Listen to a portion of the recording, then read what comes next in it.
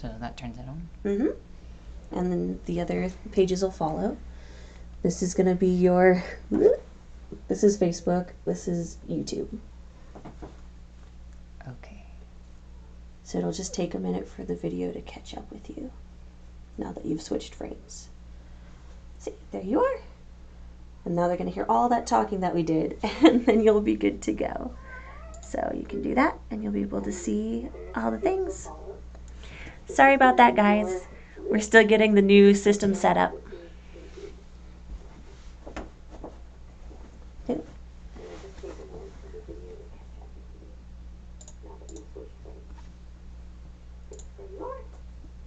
now they're going to hear all that talking that we did, and then you'll be good to go. So you can do that. You're kidding. Sorry about that, guys. We're still getting... Aha! I figured it out. Sorry.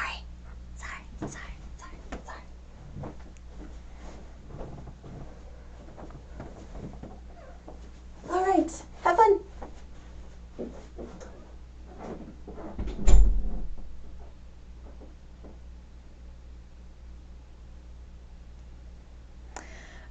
Hello, everyone. Good morning.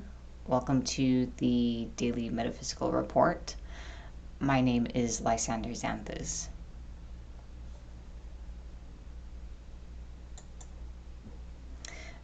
This is going to take me a moment to get used to as well. So we are trying a different tech setup. Using the switchboard to stream the Daily Metaphysical Report to several locations. So in this report, I will be sharing with you the day's astrology, a magic tip of the day, guidance cards for the day, and some other things. Every day is a little different. So what I would like to start with is an energy clearing with this singing bowl. It does have a high tone, just so people are warned if they are sensitive. Not sure. May want to fuss with this more later, I think. Let's see if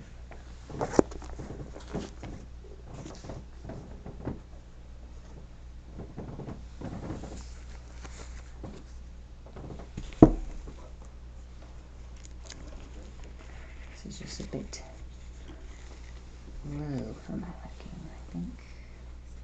I don't know that that's any good.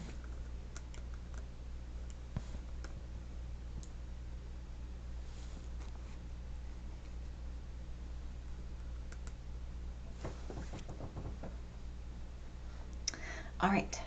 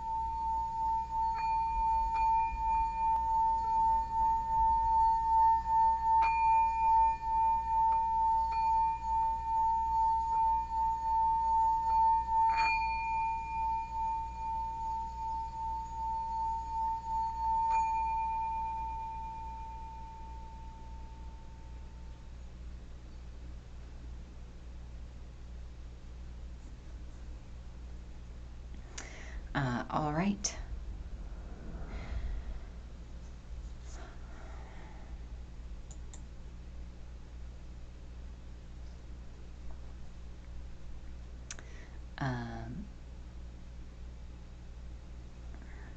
So in a moment, I will start discussing today's astrology.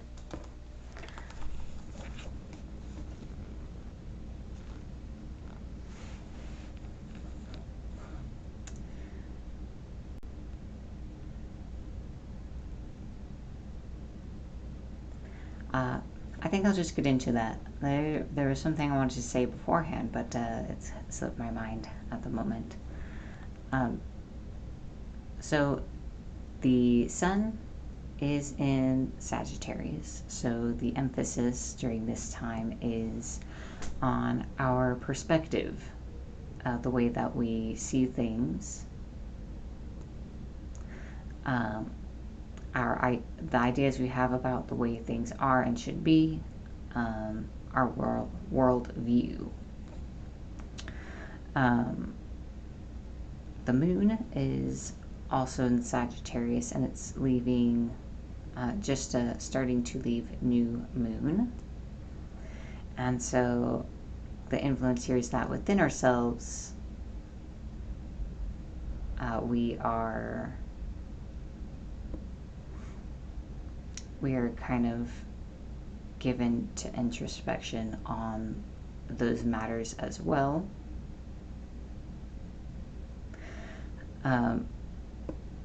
Pluto and Saturn are in Capricorn, so this kind of adds an interesting nuance to the sun and moon in that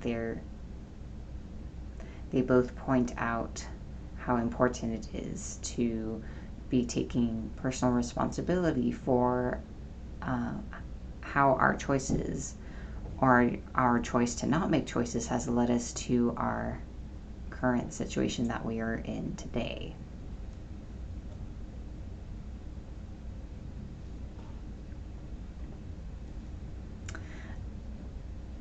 And that to get out of it, one needs to exercise independence and responsibility. The Mars and Mercury are in Scorpio, which kind of lends us that oomph or drive to act and the desire to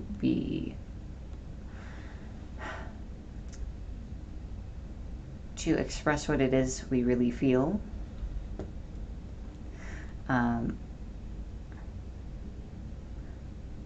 And finally, there is also Uranus and Neptune.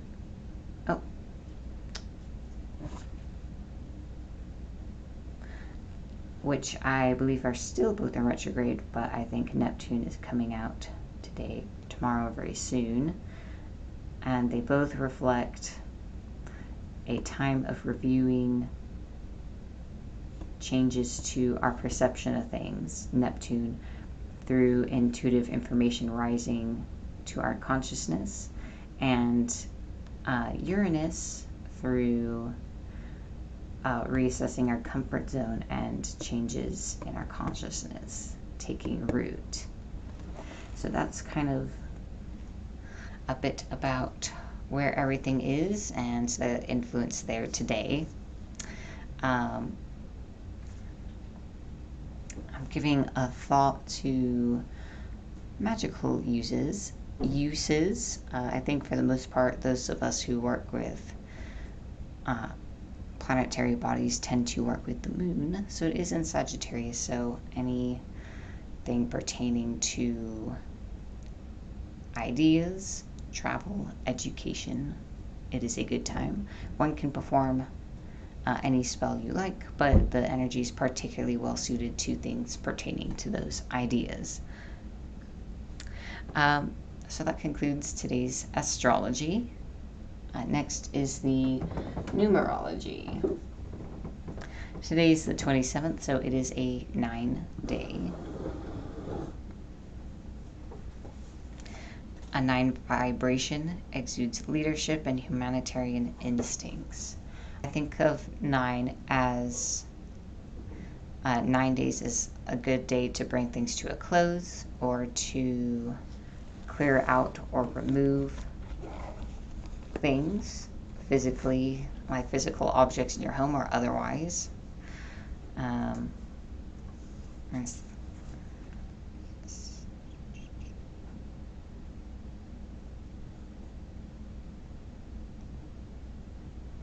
The suggestion is also to act in service. You don't have to, it's just the numerological influence to help others in some way today.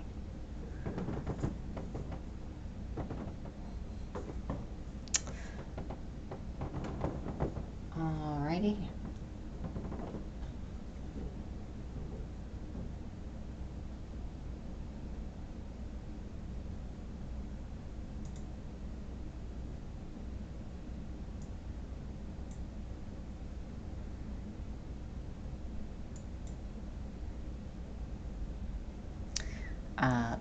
Let's see. So next, I would like to share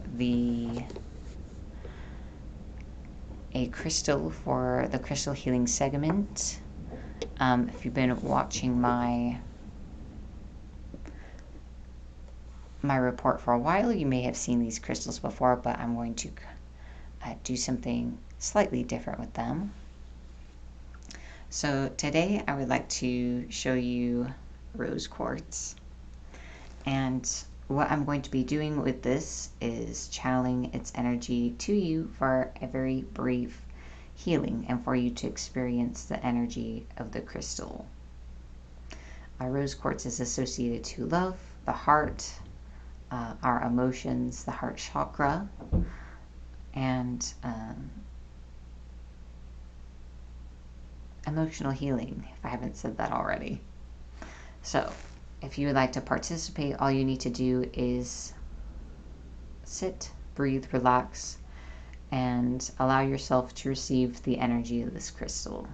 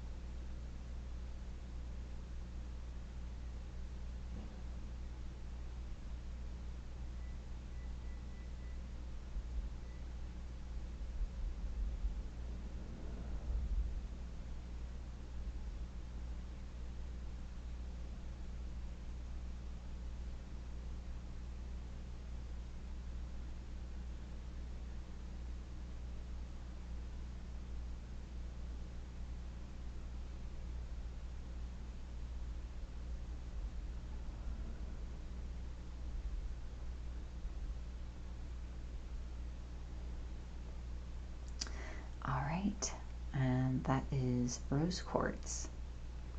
So I hope that you enjoyed the energy from this crystal.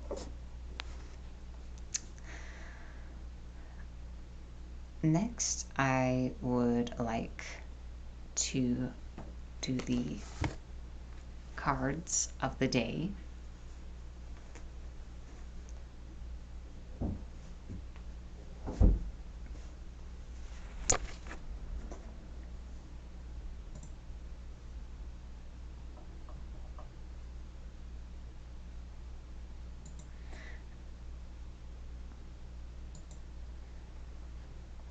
So today we will be reading from the Psychic Tarot Oracle deck, and I will be drawing a few cards that will be a message for you all today.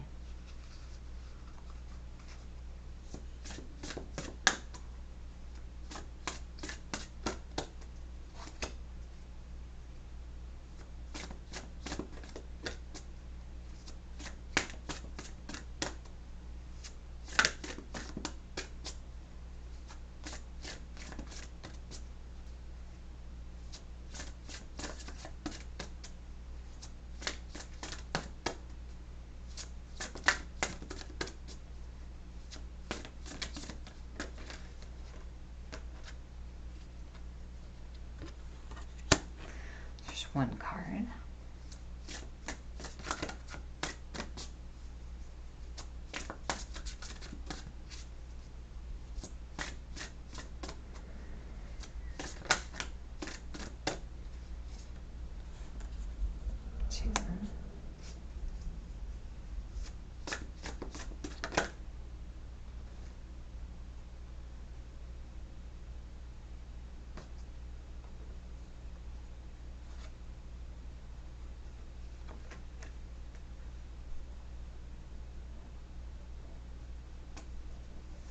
Good morning, everyone, by the way.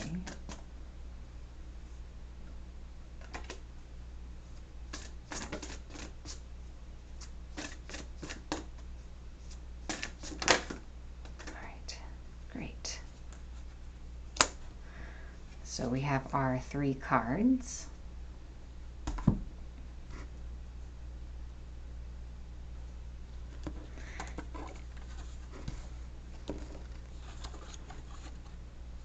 So let's see. Yes.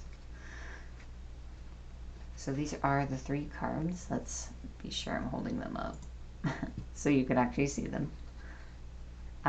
So I will show you each card individually as well. So we have fulfillment of wishes, balance, and this one is destiny. My hand just is covering it up. There we go.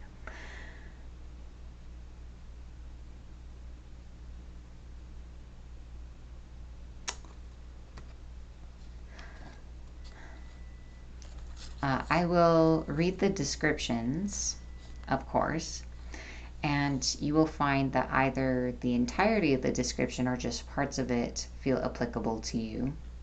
But first I would kind of like to give my own impressions of these.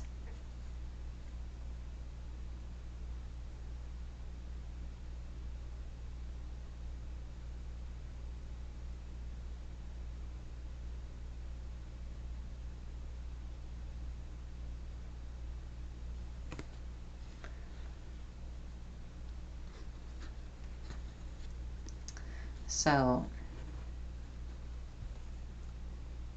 the first card, fulfillment of wishes.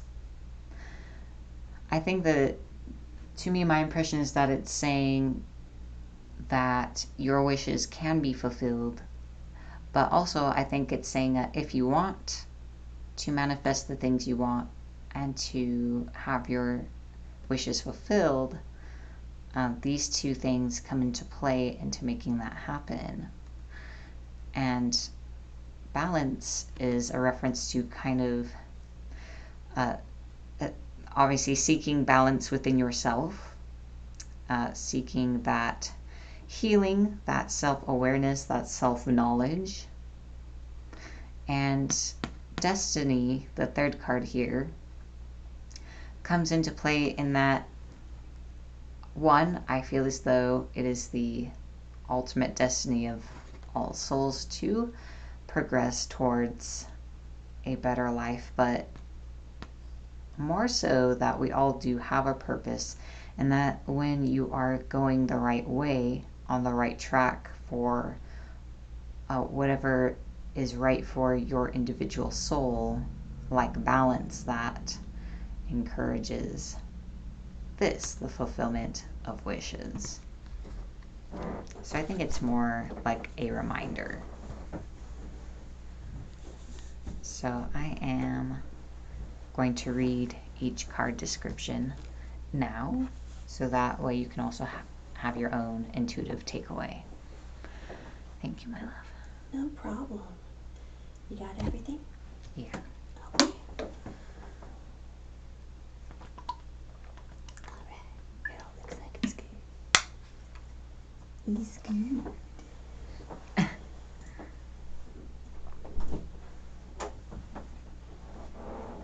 I'm going to take a moment and drink my coffee first, if you don't mind, since it was brought to me.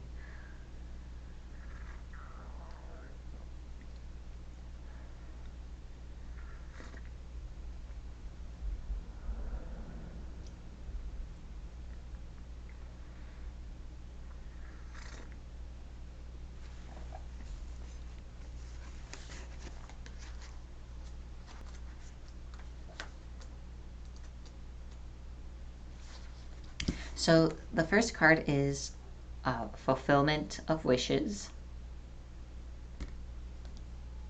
Well, I'll keep holding it up. This card being one, if not the most positive of the minor arcana cards, represents emotional satisfaction, contentment, and enjoyment. Your wishes are coming true. Are you ready? Happiness, success, good health, completion and accomplishment of your dreams and goals are in the palm of your hand. This card acts as a reminder to hold on to the beneficial feelings from accepting and receiving what you've asked or strived for. Know that these will assist you in the future when you may need inspiration and positive energy. This is the right time to heal those past memories that have been holding you hostage. Forgive others and yourself so that your wishes, desires, and goals have a clear, unobstructed path to your heart, soul, and life.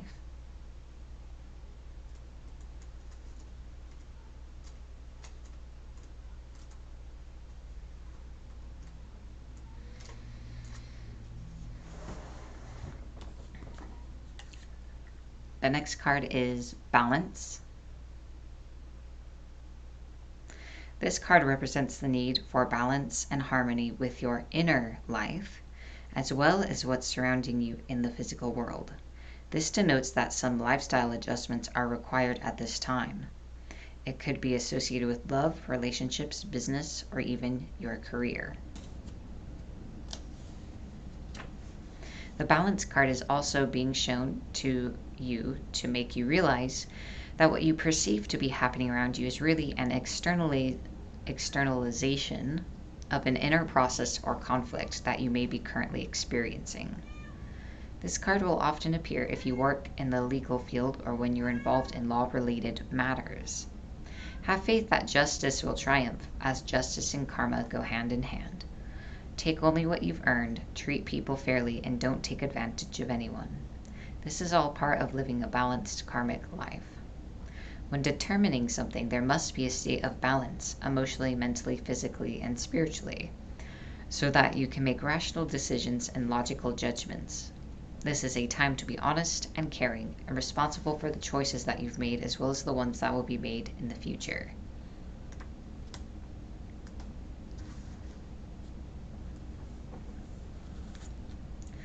The last card is Destiny. Good luck and fortune are now in your favor. A cycle of change, success, and growth is imminent. Life ebbs and flows in its natural journey, and the Destiny card signifies that good karma has come full circle. Lady Luck is pointing directly at you. What you sowed, you're about to reap. Open up your heart and accept and receive what you've earned. Opportunities, whether expected or unexpected, are knocking at your door. This is a time to allow your problems to be replaced by solutions. Believe in destiny as you learn to let go of old issues. You're being given the chance to understand the lessons and gain the wisdom from the past, enabling you to move steadily forward in a positive direction. Holding on to a strong belief that you deserve to be happy and prosperous and have abundance in all areas of your life is the key. This confident mindset will show you that the impossible can indeed become the possible. With this card, take advantage of all opportunities. Act now, take responsibility for your actions, and enjoy the fact that destiny is presently in your favor. Don't always rely on luck, however, for the wheel most definitely will turn again. So that's just what the book has to say about it. I still feel pretty strongly about my own interpretation earlier.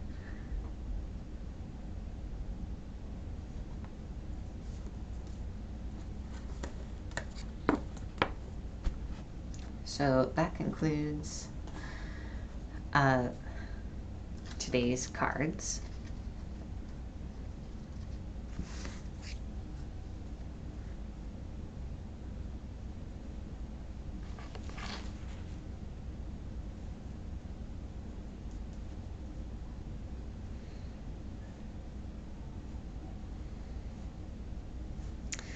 So next I will be sharing you a magic tip of the day. And this is just a little suggestion of how to add more magic to your day, and sometimes it's tips for actual spells. Oh, excuse me.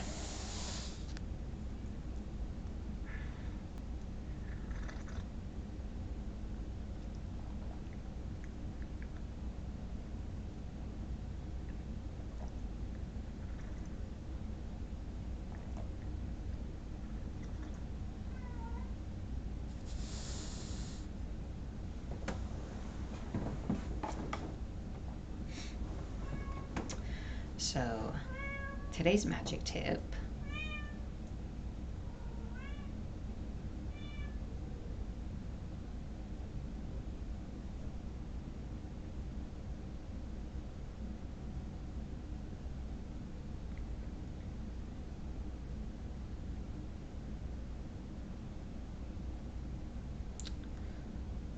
Well, today's magic tip is going to be somewhat related to what will follow, which is the topic of guidance. I like to make that the last segment of the report, us talking about how to manifest the things we want in our lives and how we can do that better. So my magic tip is somewhat related, and I want everyone to remember that it is my opinion, and that obviously I'm not here to tell anyone what to do.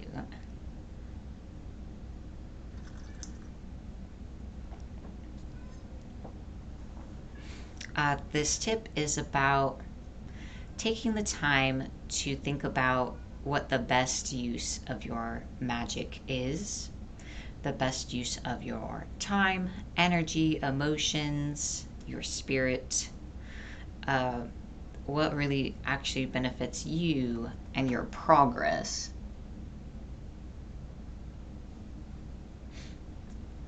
Welcome, everyone. I just keep seeing people saying good morning, so welcome.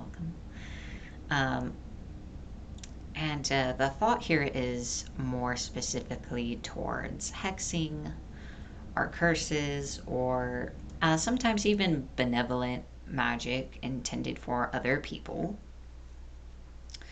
There are a lot of ways to resolve situations and to better your circumstances, and sometimes it's very understandable to go to like punishing that person first or acting against them. I definitely know what it's like to be in the grip of a strong feeling, especially if you live with that individual or you feel like you're being forced to deal with them. And obviously, if you're, just like a quick note, if you're actually in danger, if you're dealing with something like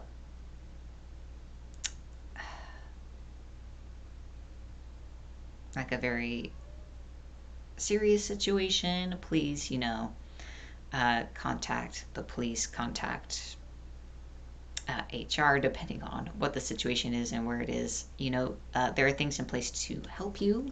So please rely upon that and not just turn to magic, regardless of what you choose to do.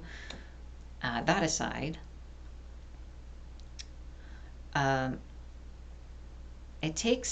it can take a lot of energy to suppress someone or dominate someone or curse someone, because it's not just the one time you cast it, it continues to be perpetuated through your energy. And really, the only reason I ask you to consider something else is that you deserve your own energy, and you could take all that same time and energy you'd use on that to exert it on benevolent magic for yourself, improving your circumstances, like a spell to open your roads, to clear obstacles out of your own path, to you could definitely do things to like remove the people who are bothering you. A new job, a new home, a new situation, a new relationship. You're just casting for your own happiness. Again, it's just my perspective.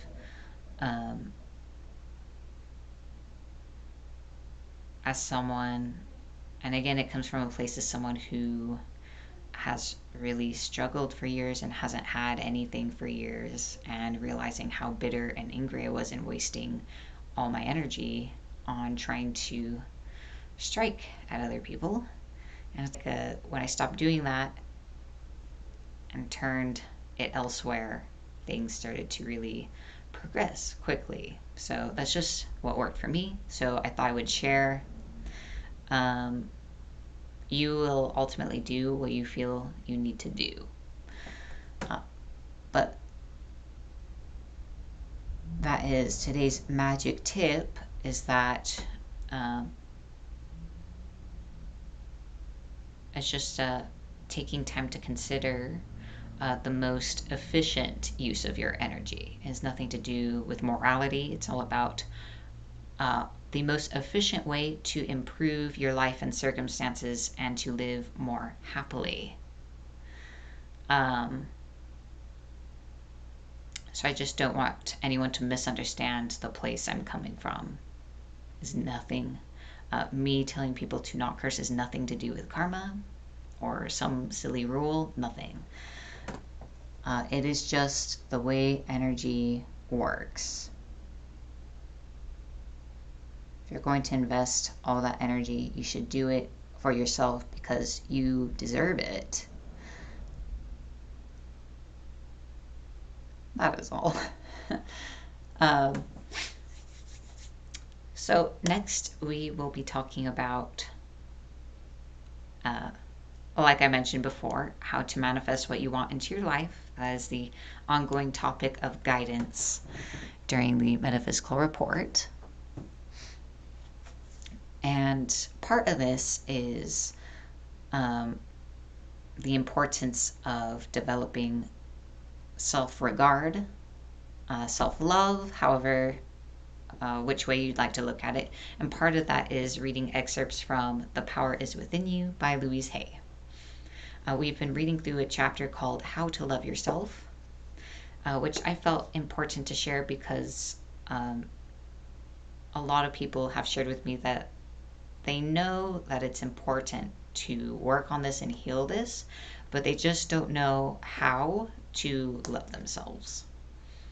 So in this book, there are 10 steps that are pretty simple about how to do that a little more for yourself each day. And so today we are reading number 9. So we are almost through the list. If you would like to catch the other items on the list, you can go to my page and watch back through the past daily metaphysical reports. I suggest probably about the last 30 minutes to just catch that segment.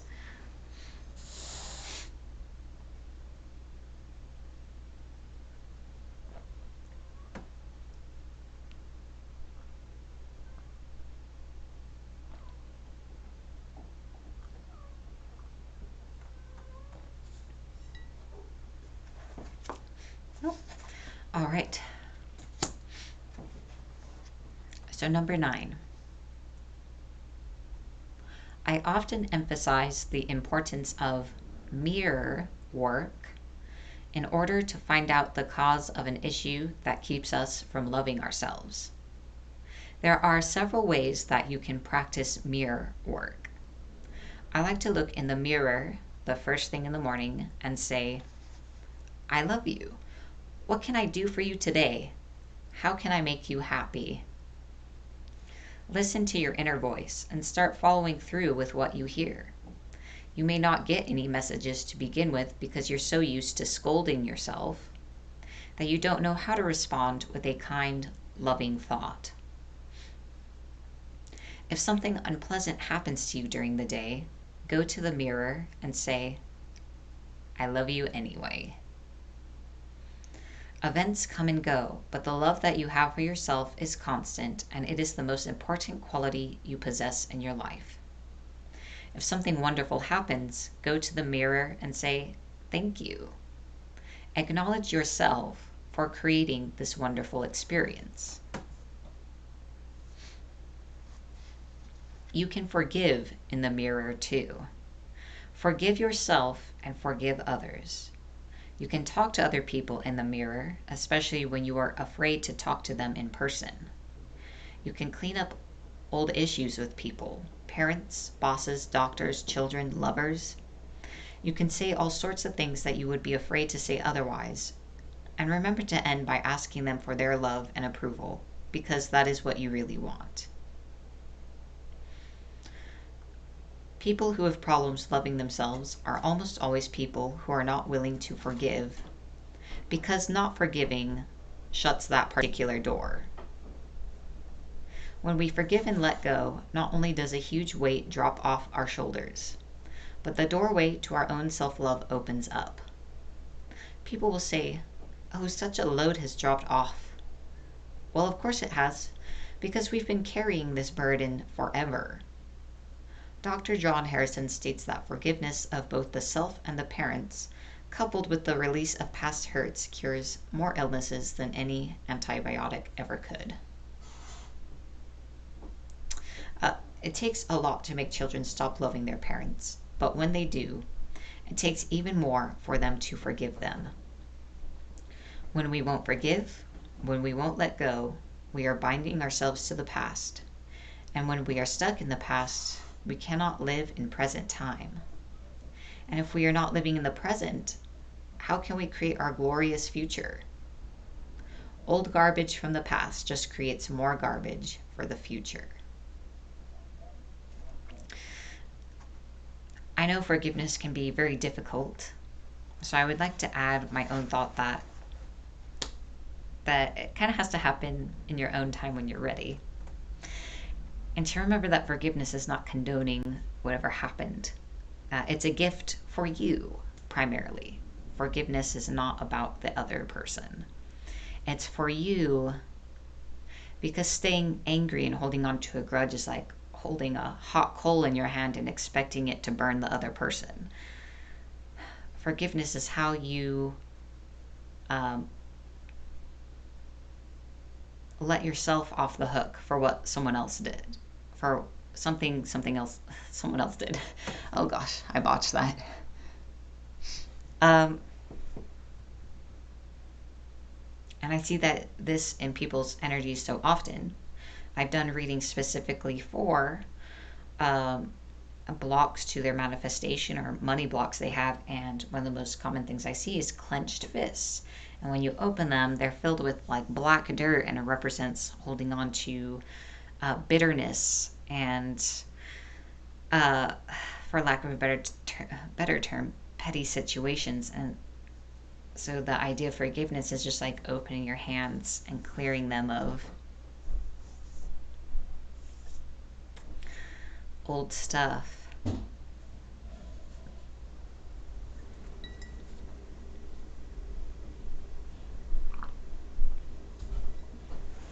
We are not quite done.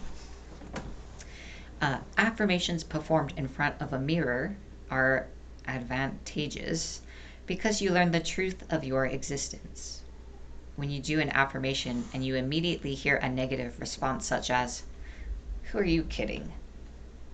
It can't be true, you don't deserve that," then you have received a gift to use.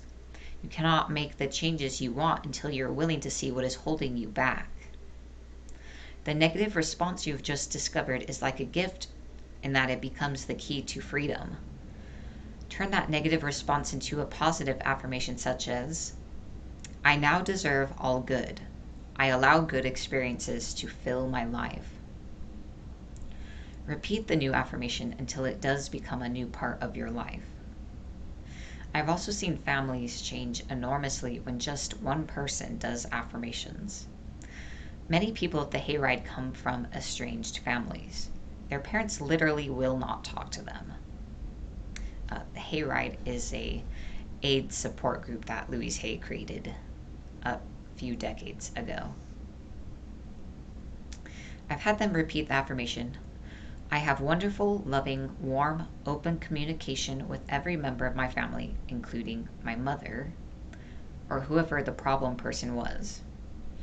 Every time that person or family comes to mind, I suggest that they go to the mirror and say the affirmation over and over again.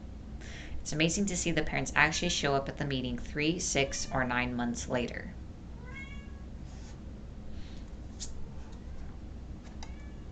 And that concludes number 9. Tomorrow we'll be reading the 10th item.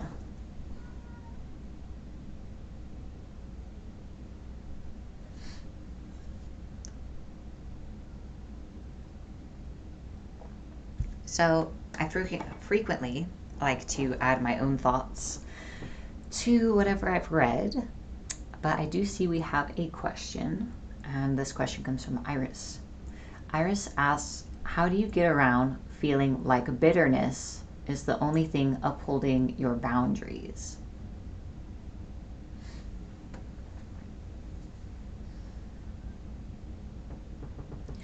Well, first of all, it's important to acknowledge that that may just be where you're at right now, especially if you are still learning to have boundaries.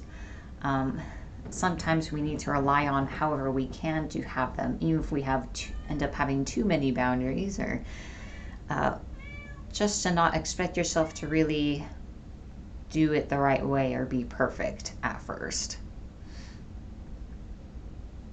Eventually, I feel we do get to a point where we have our boundaries can come from a place of self-love and self-respect, and a knowledge of what is appropriate and inappropriate, and how much contact we want or don't want from others, what's okay and not okay. And then you won't have to rely on a specific emotion or feeling or defensiveness to keep them up.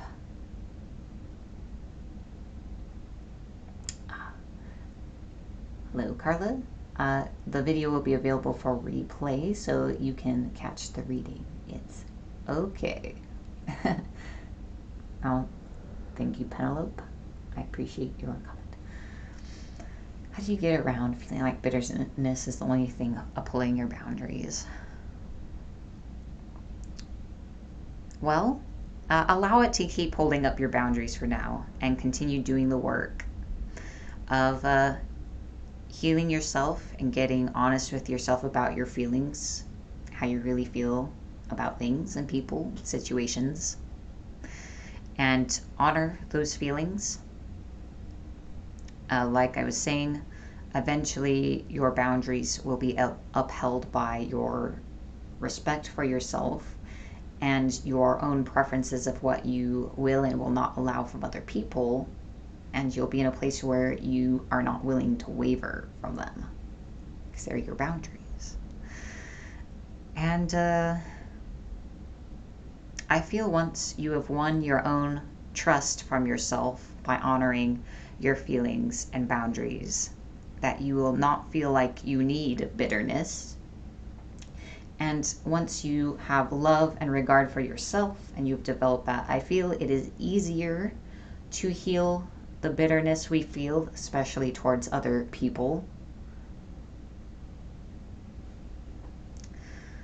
It is harder when we also feel, if we're not aware of it, like we have let ourselves down, or we're not sure if we can depend on ourselves to stand up for ourselves and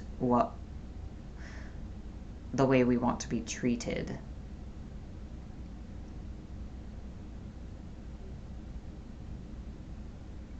It's easier to let go of that bitterness because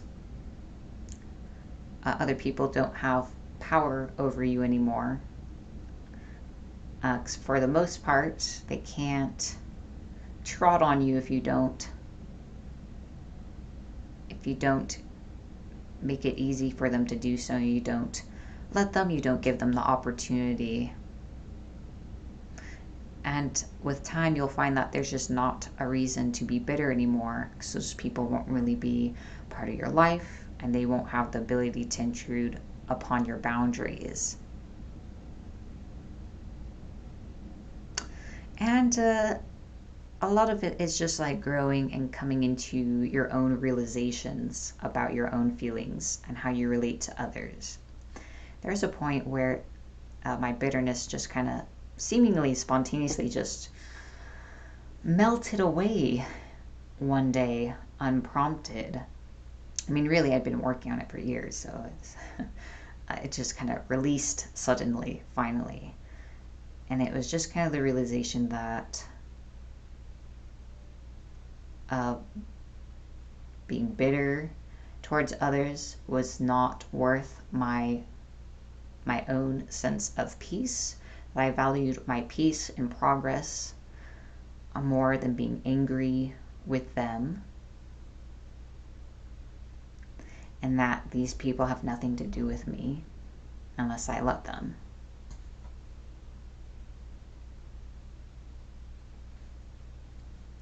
So that's kind of my answer. I hope that makes sense and that it helps. Penelope says, the way we want to be treated. I have a hard time with this one. Yeah. Unfortunately, so often we do. One of the things, something comes to mind reading your comment, Penelope, is we can even have a clear idea of how we want to be treated, but sometimes we can still struggle with it because there's a deeper feeling of feeling either undeserving of being treated well, and it can be as severe as like not even feeling like you have a right to just exist, like not even entitled to your own life.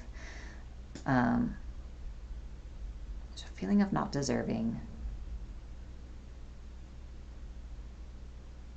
and I had something in mind, so I'm just trying to recollect it.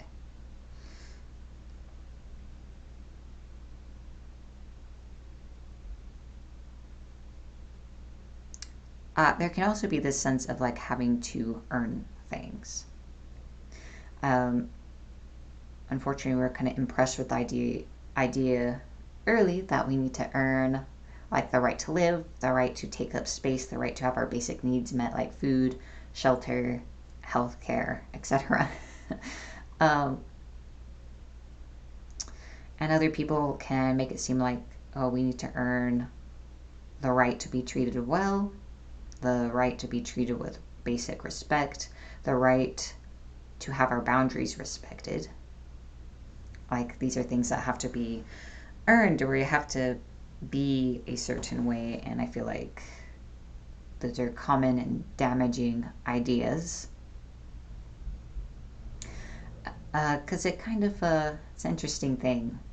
Two wrongs don't make a right, so even if it was a person who was truly terrible and who had hurt a lot of people, one still doesn't have the right to violate their personal boundaries. Because they still have that inherent right to the sanctity of their own person. And that's because they're like a living, sentient being and they feel things. So it's kind of like I feel like every living thing has the right to its existence. So I feel like that can be part of why it's hard to kind of fulfill the way that we want to be treated. Now, my thoughts about what we just read.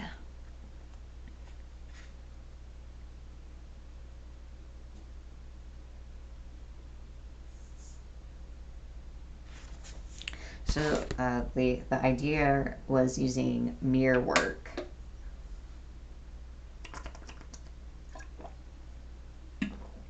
I will be completely forthcoming.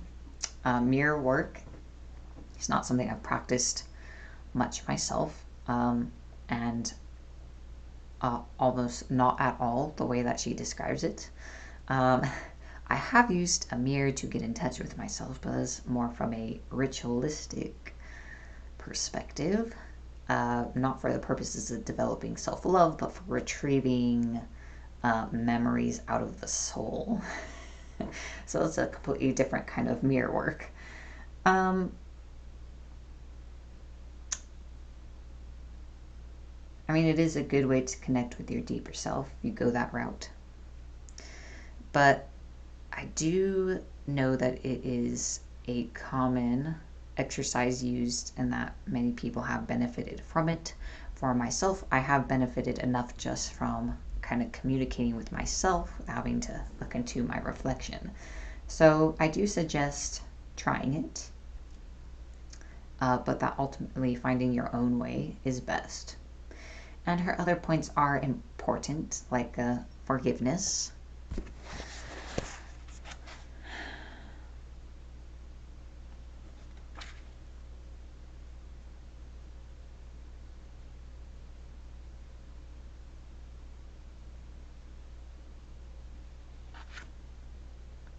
She brings up two good points. So one is forgiveness, and the other one is, I think I've mentioned this before.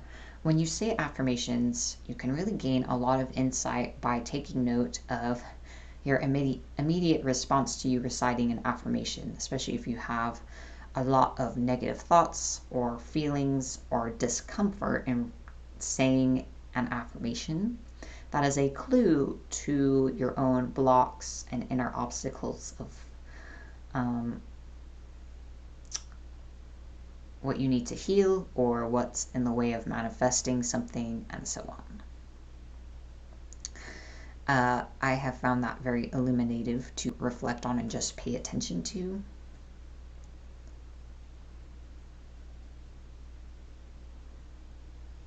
I feel as though forgiveness is important to talk about, but it's also easy to repeat myself.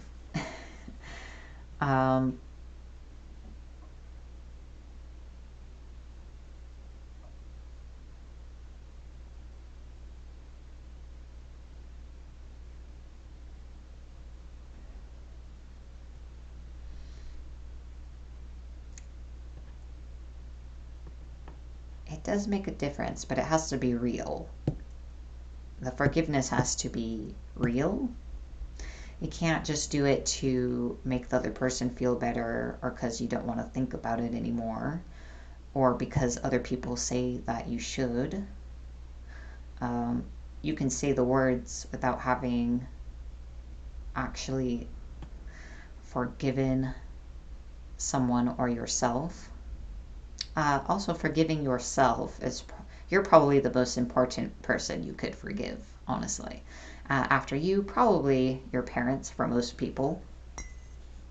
And after that, I would probably say like either other family members or ex-partners, probably on equal footing there.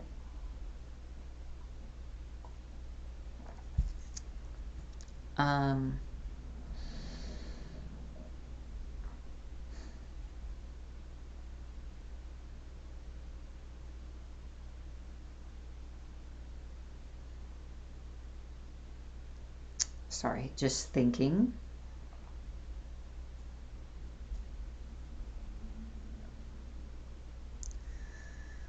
Right, okay, I remember where I was going. Yes.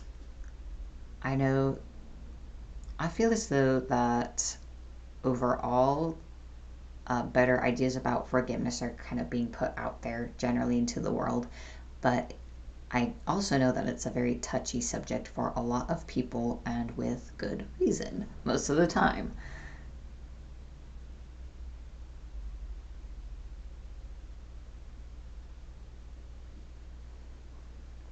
Iris comments, I'm finding forgiveness more of a discipline than a feeling. I've had to keep reminding myself not to ruminate back into unforgiving. That's a very interesting perspective. It's a useful perspective. Forgiveness isn't really a feeling. It's more like a you stop feeling something. So you are definitely onto something there.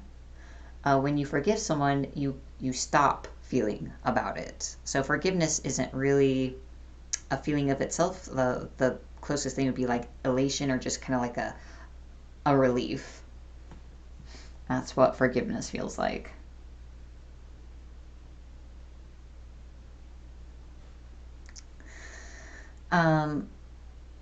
And obviously you can make yourself angry again over stuff you let go of by ruminating on it. So yes, it is good to not steep yourself back in it once you've let it go.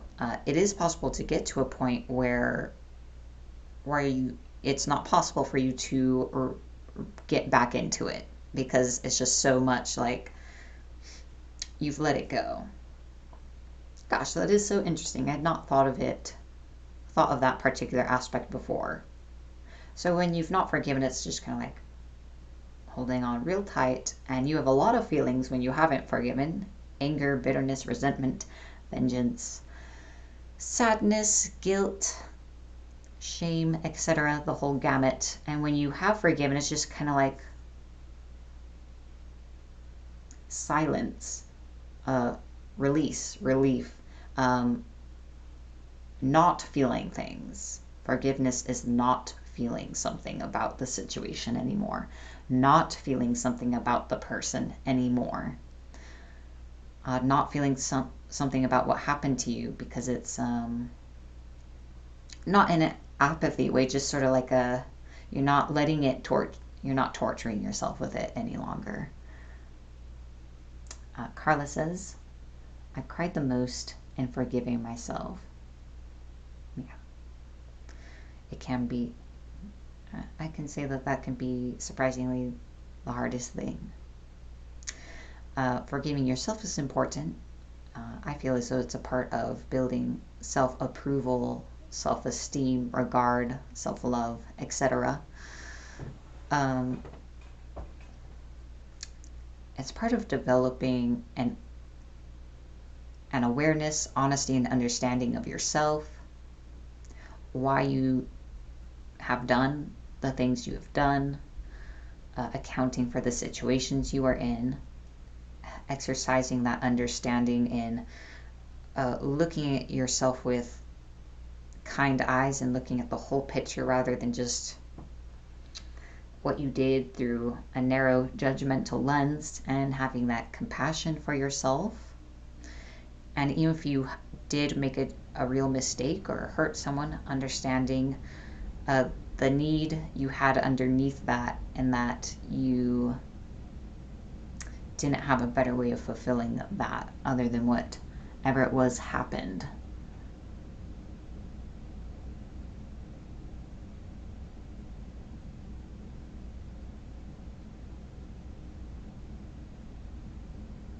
Yes, the kitchen witch has a good thought there. Forgiveness isn't about the other person. Even when someone else asks us to forgive them, or when other people tell us we should forgive someone, real forgiveness is about you, about no longer holding on to things that hurt you when you're ready to do so. Obviously, there's an ugly side to forgiveness, where I think it's peculiar. I mean, it's just kind of like we're cultured into it, I think. Like in the case of someone else wanting our forgiveness, or other people pressuring us to forgive an individual, it's more like this weird thing of, it has that feeling of condoning under that circumstance, and I can see why people have problems with it and are so resistant to it, because it's like they're asking you to tell them that you're okay and it's okay, in order for them to move on, when really I feel like sometimes it's a way of the other person avoiding honesty and work on themselves to discover what was behind what they did. Because often what they did to you was not about you either, it was about them. And obviously people pressure others into forgiveness for all kinds of reasons, to avoid having to face consequences, to face the unpleasantness of your reaction, not wanting to be wrong, etc. So I definitely say that forgiveness is about you and should come in your own time, and it's about relieving yourself of that. You can't release someone else's suffering by forgiving them. someone else's guilt and shame is something that they carry and that they need to work through and to forgive themselves. Because there's plenty of times where a person forgives someone and the person who did the wrong doesn't feel any better because they still feel badly about it. Obviously, it is good to know that the person you wronged is okay, but it shouldn't be taken as like you're completely off the hook. I don't know if I'm explaining it well. I feel like you probably know what I mean if I'm not articulating it as best as I could. It can be hard to let go. That's why it's just something you kind of have to chip away at, and eventually it just breaks through and releases. So I definitely invite comments and questions about anything we've talked over today. So I will give you guys a few moments to do that while I drink my coffee. Otherwise, we will be drawing this report to a close soon.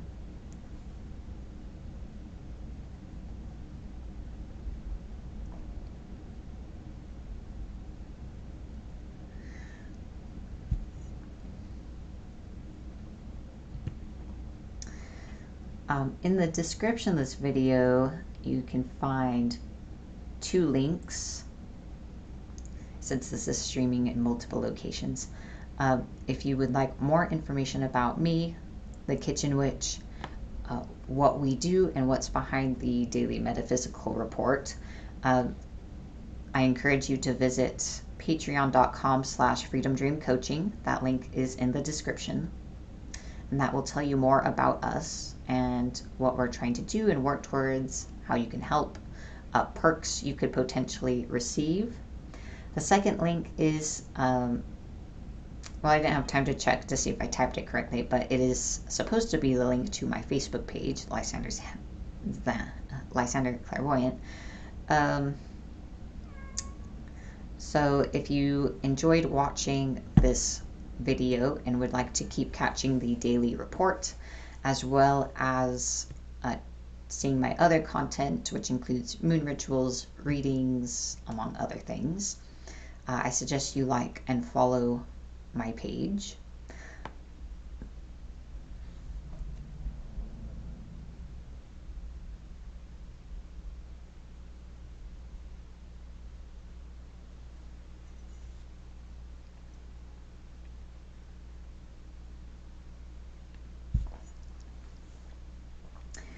We have a comment from Iris.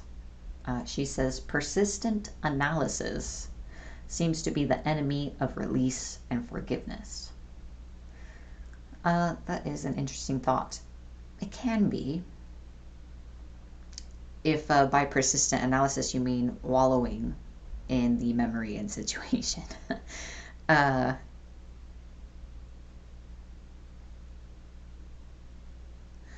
feel like that is a euphemism for wallowing in what happened, all the different aspects of it, all the different things about the other person or about you and your feelings about it.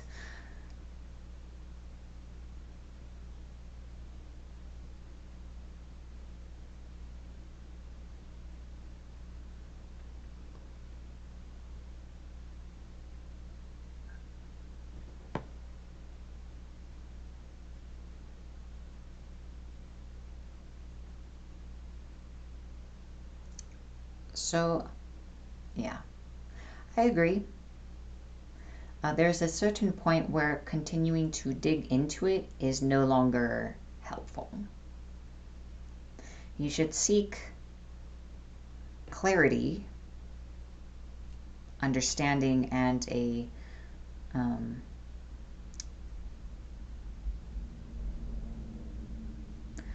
of like a personal truth of what occurred in that situation.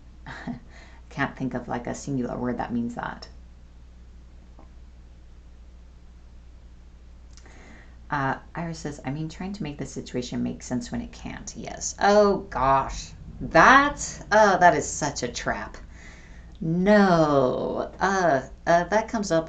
I find that comes up the most in toxic relationships.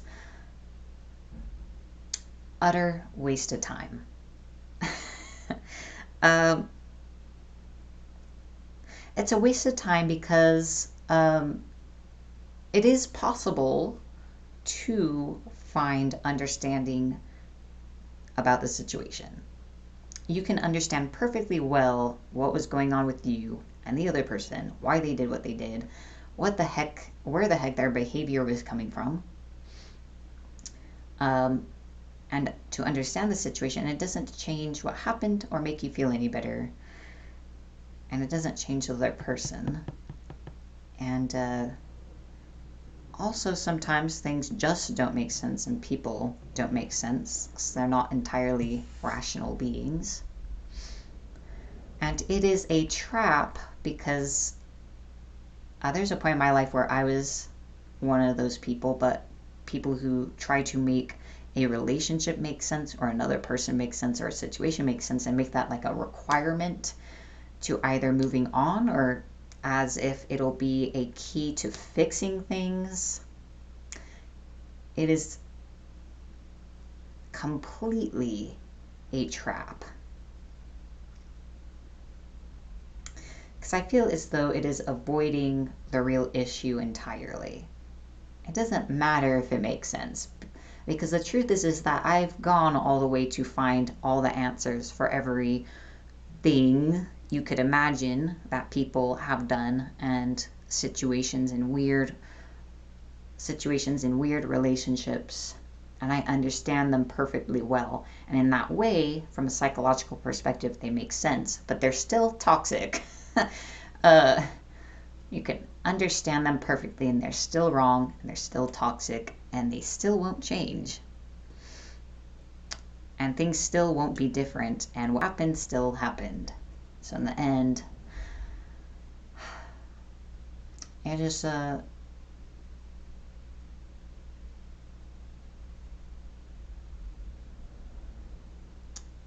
it's like trying to undo every knot in a tapestry.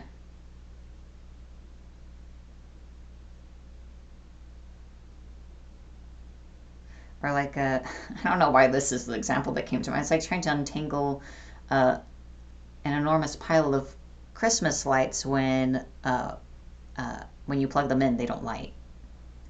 Does it matter? It still isn't functional.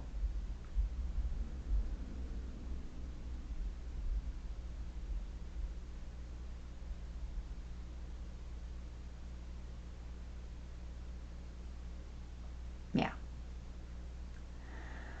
Yep. Let's see. Carla says, I found if you set your boundaries first, then did the forgiving, people who are in your life for the wrong reasons will slowly leave. That is true because you're not letting them get to you anymore. Or, maybe you leave their lives.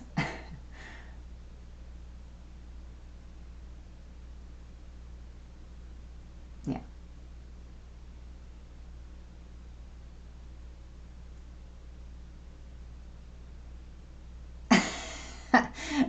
A Christmas light analogy is a mood. Yes, it just came to me right now. Trying to make sense of these BS situations and relationships is like trying to untangle an enormous pile of Christmas lights that don't even work. So what's the sense in that? Just throw it away. um, yeah, you can. So you can find the answers, but sometimes it just doesn't help you to do it. And often you will find that the answers still don't magically make everything okay, and people's reasons for doing things are about them. Obviously, you didn't do anything to deserve being hurt. So yeah, just kind of throwing this quartz orb around in my hands.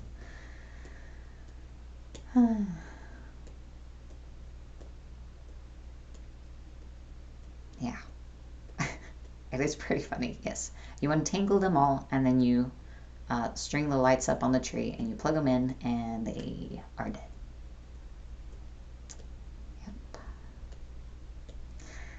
I have been there.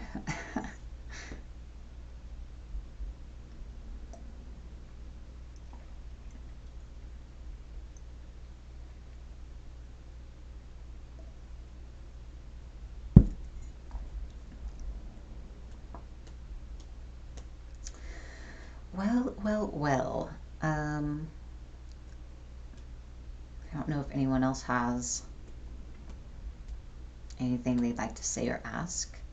Otherwise, we will be drawing this to a close.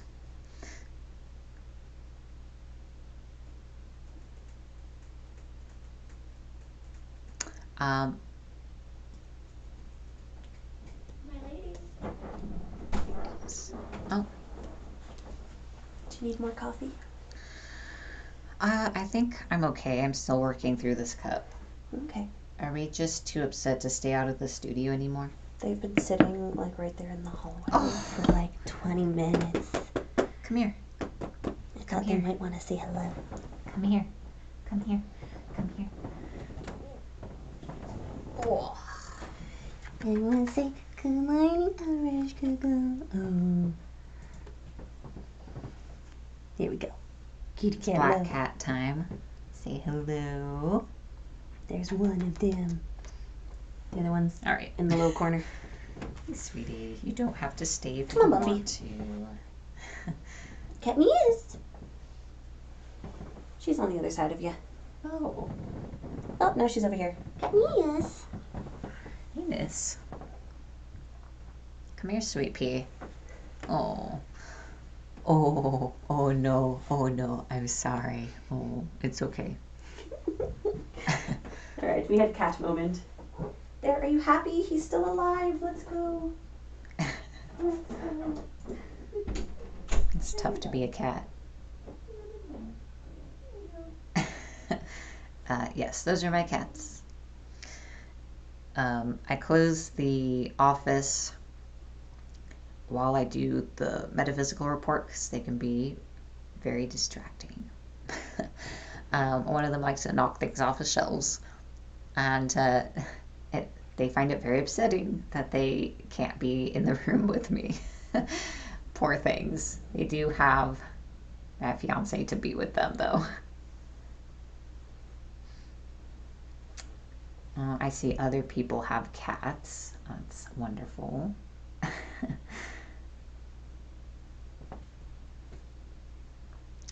All right, well, I would like to thank everyone for joining me today during this daily metaphysical report. This video will be available for replay if you would like to go back and catch any part that you missed or just to review it again.